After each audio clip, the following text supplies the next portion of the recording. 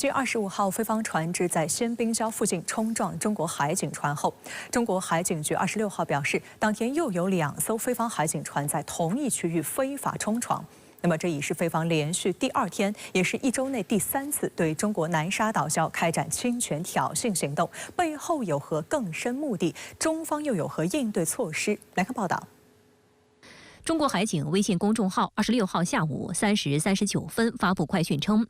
，8月26号，未经中国政府允许，菲律宾派出4409号、4411号海警船非法冲闯中国南沙群岛仙宾礁临近海域，持续危险接近正常航行的中方海警船，并煽宣炒作。中国海警对非肇事船只依法依规采取管控措施。 这已是菲方连续第2天在仙宾礁附近海域进行挑衅。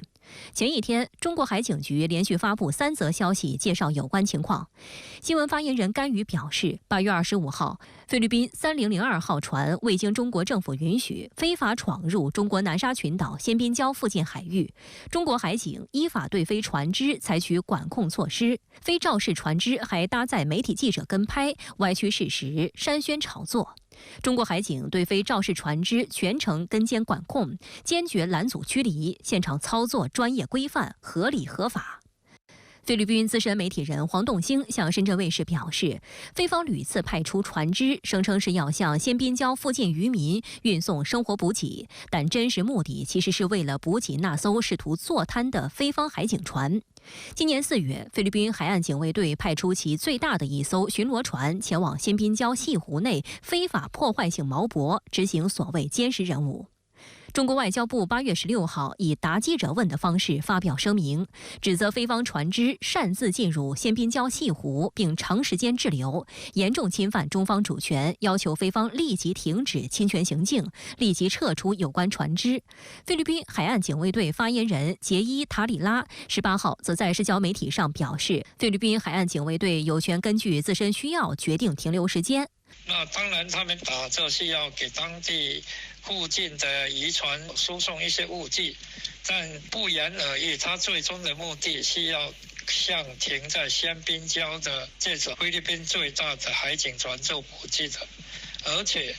菲律宾渔业还带上了这个媒体记者，那显然也都是有备而来，意思也就是之前的补给失败之后。 菲律宾现在又鼓动要进行补给。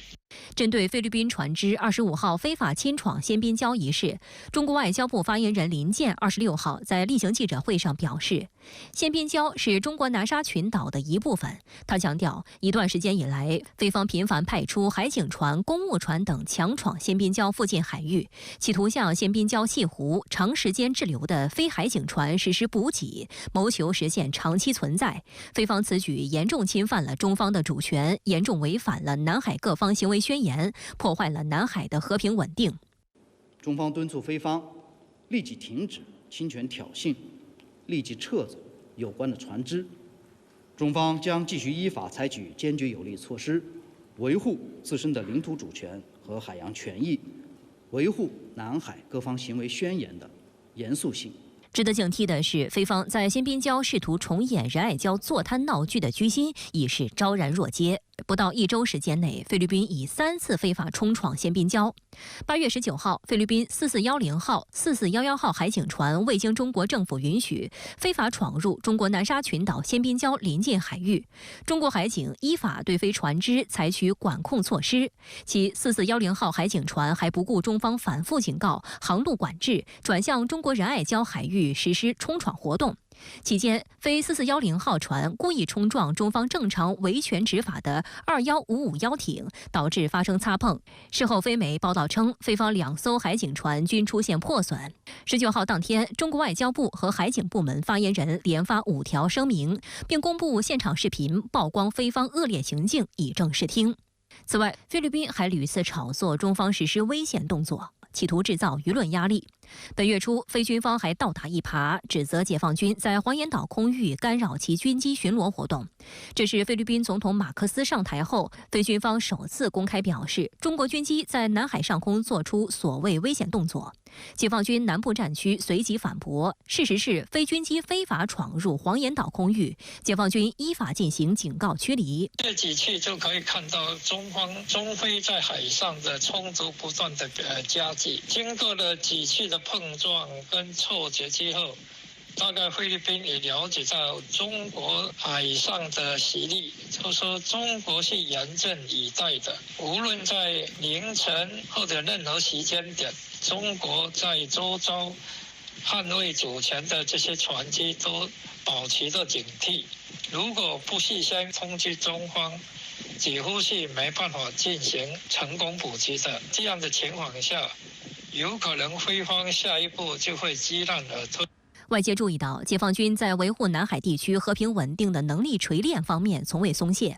据南部战区8月7号发布的消息，当天南部战区为南海黄岩岛附近海空域组织联合战巡，旨在检验战区部队侦察预警、快速机动、联合打击能力，一切搅局南海、制造热点、破坏地区和平稳定的军事活动尽在掌握之中。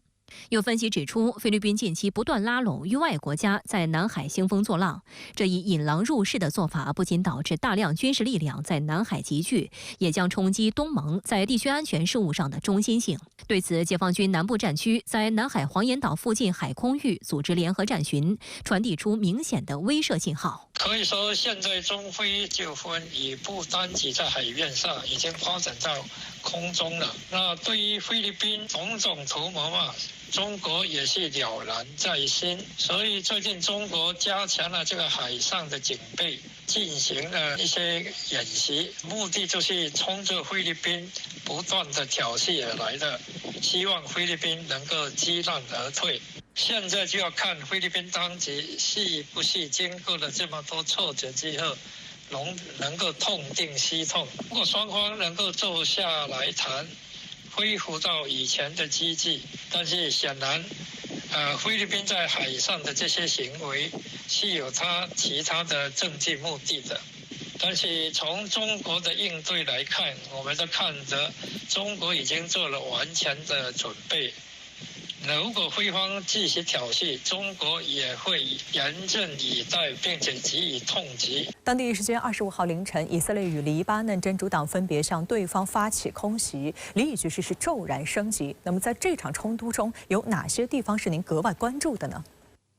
首先，黎以之间的这次大规模互相空袭看似突然，实则是种必然，就是呢都在打明牌。突然性只是战术层面，在战略层面则是一种必然嘛，但还都没有大打出手的意思因为呢，双方都是麻杆打狼，两人害怕。以色列担心的是，如果对黎巴嫩真主党大打出手，可能会陷入泥潭，因为黎巴嫩真主党的战斗力比加沙地带的哈马斯武装大得多，回旋空间呢更是大了很多倍以军在加沙这样巴掌大的地方投入重兵，耗费了大量武器弹药，至今依然无法消灭巴勒斯坦武装。如果再大举进攻黎巴嫩真主党，不仅作战烈度会大增，而且时间上会更加旷日持久这种消耗战是以色列难以承受的。黎巴嫩真主党呢，则担心大打的话，那固然会对以色列造成很大打击，但自己多年来在黎巴嫩的经营成果也会毁于一旦。所以呢，双方嘴上狠话频出，但动手方面呢，却都是出奇的谨慎。